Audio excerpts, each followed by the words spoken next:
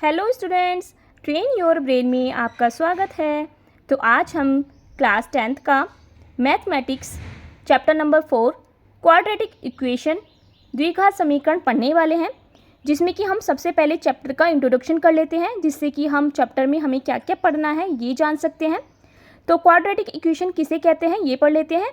The quadratic equation is a polynomial equation in a single variable with degree 2। जो quadratic equation है वो क्या है, एक पोलिनोमियल इक्वेशन है, रेखिक समीकरण है। किस में है? सिंगल वेरिएबल में है, एक वेरिएबल में है। डिग्री क्या है इसकी? 2। It is a algebraic expression with degree 2।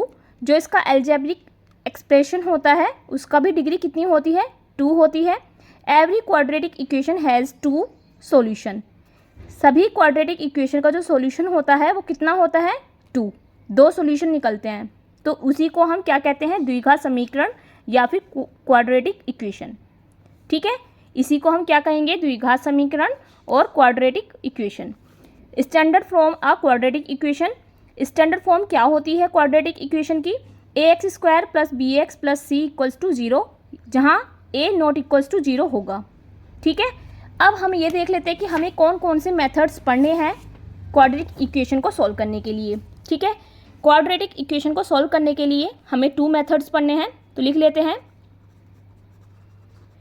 Method to solve quadratic equation.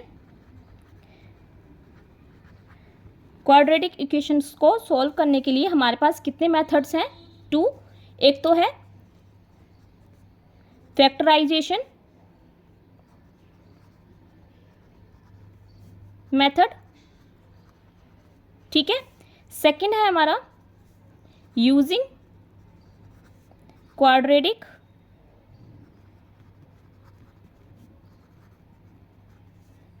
Formula, जिसमें कि हम फॉर्मूले को लगाकर क्वाड्रेटिक इक्वेशन को सॉल्व कर सकते हैं। 2 मेथड्स हैं, अगर फैक्टराइजेशन से नहीं हो पाएगा तो हम क्वाड्रेटिक फॉर्मूले से इक्वेशन को सॉल्व कर लेंगे। स्टैंडर्ड फॉर्म हमारी ये होगी, ये हमें याद रखना है। ठीक है, जहाँ a ≠ 0 कभी नहीं होगा, वही हमारी क्या होगी? क्वाड्रेटिक इक्वेशन होगी। ठीक है, अब 2 मेथड्स हमें कैसे अप्लाई करने हैं ये देख लेते हैं सबसे पहले। तो सबसे पहले हम फैक्टराइजेशन मेथड पढ़ लेते हैं, जिसमें कि हमारी जो इक्वेशन की फॉर्म होगी वो ऐसी होगी, ax² + bx + c = 0। ठीक है, तो हम एग्जाम्पल ले लेते हैं एक, जिससे कि हम फैक्टराइजेशन मेथड पढ़ लेंगे। ये एग्जाम्पल ले लिया है हमने, जिसमें कि हम फैक्टराइजेशन मेथड को अप्लाई करेंगे। आपने पॉलिनोमियल में भी फैक्टराइजेशन सीखा है, किया है, 9th क्लास में भी थे क्वेश्चंस। तो इस तरीके से अब हम द्विघात समीकरण को किस तरीके से सॉल्व करेंगे। इसके जो मान हैं वो 2 ही आएंगे, 2 डिग्री होती हैं, इसके जो मान निकलते हैं 2 निकलते हैं, क्योंकि द्विघात समीकरण है, समीकरण के 2 मान निकलते हैं। तो चलिए किस तरीके से हम फैक्टराइजेशन को अप्लाई करते हैं ये देख लेते हैं एक बार। 5 है, जो ये 5 है उसकी हमें ऐसे फैक्टर करने हैं कि 2 3 जा 6 आना चाहिए, मल्टीप्लाई करके तो 6 आना चाहिए, और जोड़ने पर या घटाने पर क्या आना चाहिए? -5x। ठीक है, 2x - 5x + 3 में हमें ऐसे करना है कि गुणा करने पर तो क्या आ जाए?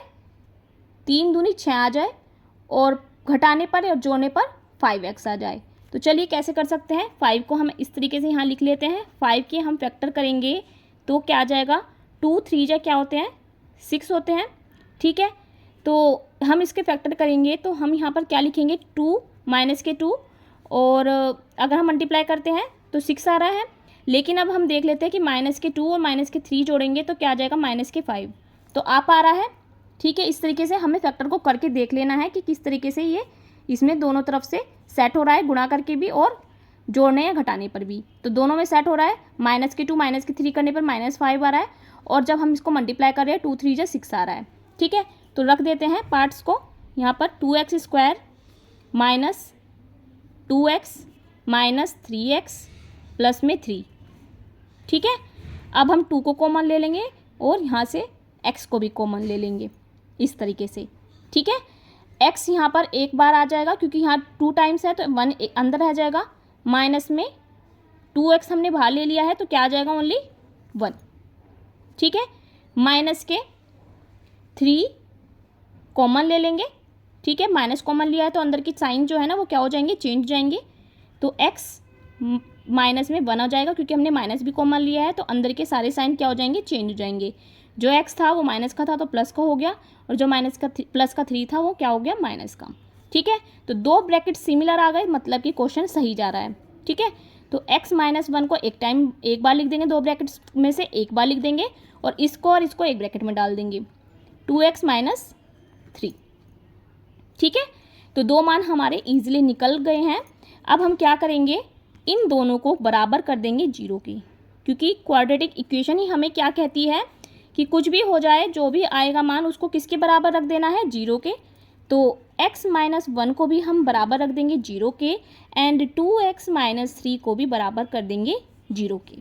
ठीक है, तो x का मान, एक मान तो निकल गया 1 प्लस 1, क्योंकि अगर हम इसको यहाँ ले जाएंगे तो प्लस 1 हो जाएगा, एंड 2x इक्वल्स टू 3, और x इक्वल्स टू क्या आ जाएगा, 3/2।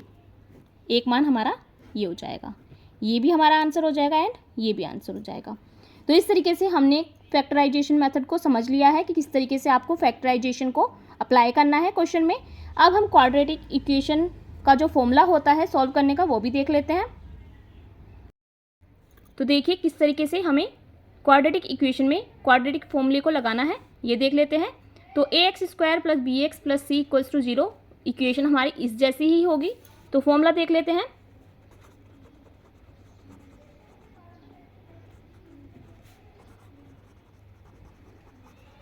क्वाड्रेटिक फॉर्मूला क्या है हमारा, फॉर्मूला है x equals to minus b, ठीक है, and plus minus under root b² minus 4ac।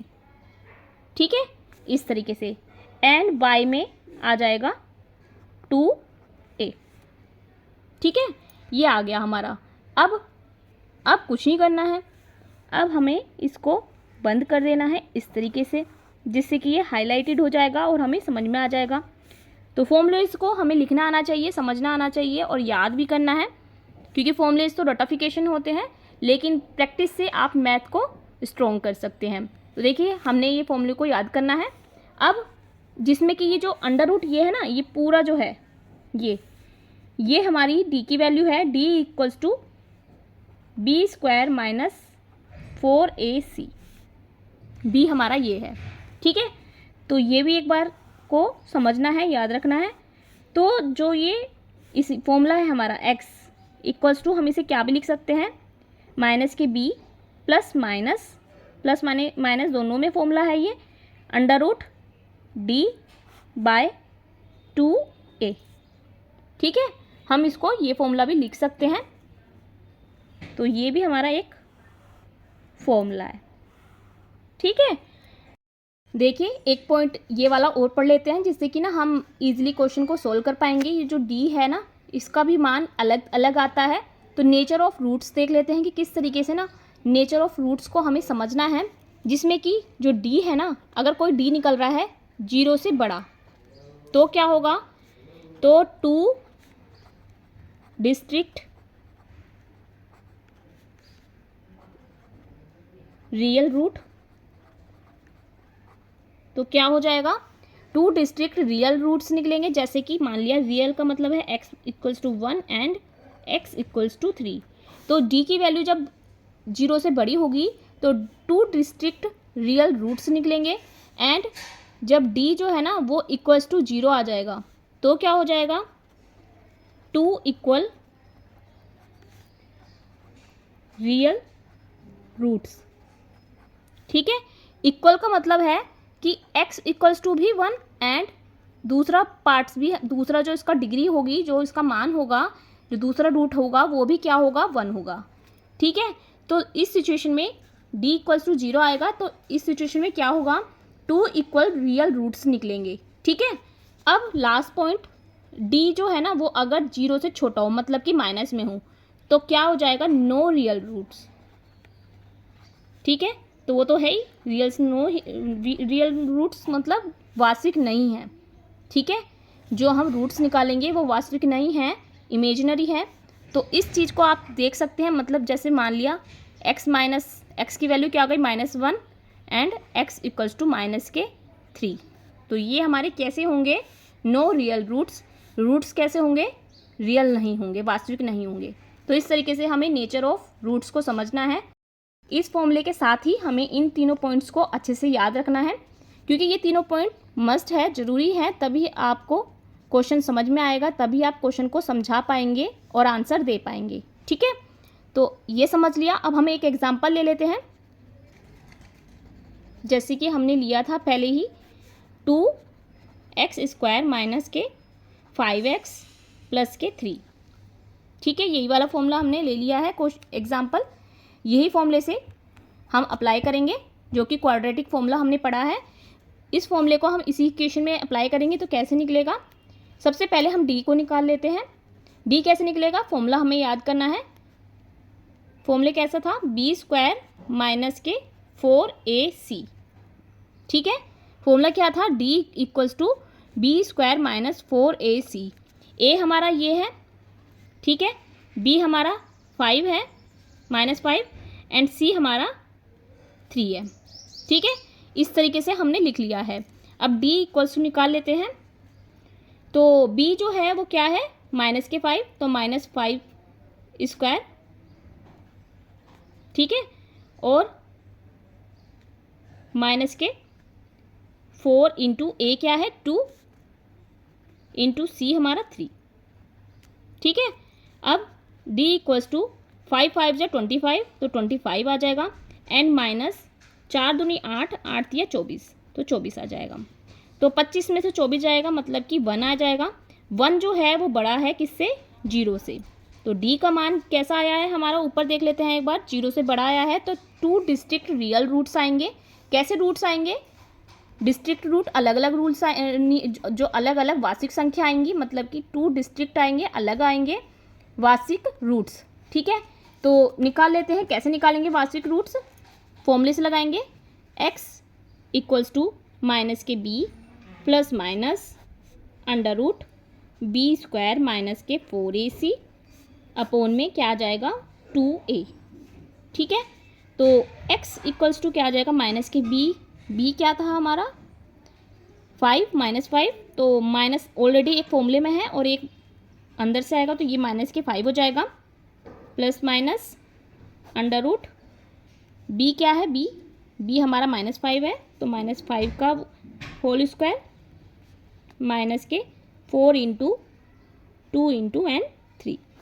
ठीक है, बाय में 2 × a क्या था हमारा 2। ठीक है, इस तरीके से। तो यहाँ से हम सोल्व करेंगे तो क्या आ जाएगा, माइनस के माइनस माइनस क्या हो जाएंगे, प्लस के 5 प्लस माइनस, इसकी वैल्यू हमने निकाली थी b² - 4ac की, इसकी आई थी 1, तो d की जगह हम 1 पुट कर देंगे, अपॉन में 2 2 जा 4 हो जाएगा। ठीक है, इस तरीके से। अब हम निकाल लेंगे इसका मान, तो √1 का मान 1 ही होता है, तो x = क्या आ जाएगा 5 ± 1/4। ठीक है, या फिर आप देख सकते हैं इसको कैसे कर सकते हैं, एक बार इसको प्लस में लिख लेंगे x का मान और एक बार माइनस में ले लेंगे, तो क्या आ जाएगा x = 5 + 1/4 एंड x = 5 - 1/4। ठीक है, तो x = क्या आ जाएगा 6/4 एंड x = 4/4। ठीक है, तो ये आ गया हमारा 2 3 जा 2 2 जा 4 एंड 4 1 जा 4। तो x की वैल्यू एक तो 1 आ गई और एक आ गया 3/2। तो इस तरीके से आपको क्वाड्रेटिक फॉर्मूले को अप्लाई करना है समझ के। तो देखिए कितनी आसानी से ना हमने क्वाड्रेटिक फॉर्मूले को अप्लाई किया है। अब हम आगे की एक्सरसाइज इन्हीं के बेस पे करने वाले हैं, तो आपको ये इंट्रोडक्शन अच्छे से पढ़ लेना है, तभी आप एक्सरसाइज को अच्छे से कंप्लीट कर पाएंगे। तो इस तरीके से आप क्वाड्रेटिक फॉर्मूले को अप्लाई करके भी क्वाड्रेटिक इक्वेशन को सॉल्व कर सकते हैं। अगर आप अच्छे से पढ़ेंगे, समझेंगे ना, फॉर्मूले को याद रखेंगे, तो आप क्वेश्चन को ईजिली सॉल्व कर पाएंगे, मैथ्स बहुत अच्छे से आप समझ पाएंगे। और अब हम नई एक्सरसाइज 4.1 की तरफ चलते हैं। तो नई वीडियो के लिए आप तैयार रहिएगा और इसी तरीके से मन लगाकर पढ़ते रहिएगा। अगर आपको मेरी वीडियो थोड़ी सी भी पसंद आती है तो लाइक करिएगा वीडियो को और शेयर करिएगा, जिससे कि आपके साथ जो फ्रेंड्स हैं, जो आपके रिलेटिव्स हैं, वो भी मेरे साथ में पढ़ सके, समझ सके। और कोई क्वेरी है तो भी आप मेरे से कमेंट करके पूछ सकते हैं। फिर मिलते हैं नई एक्सरसाइज 4.1 के साथ। जब तक के लिए आप पढ़ते रहिए, समझते रहिए और प्रैक्टिस करके मैथ को मजबूत करते रहिए।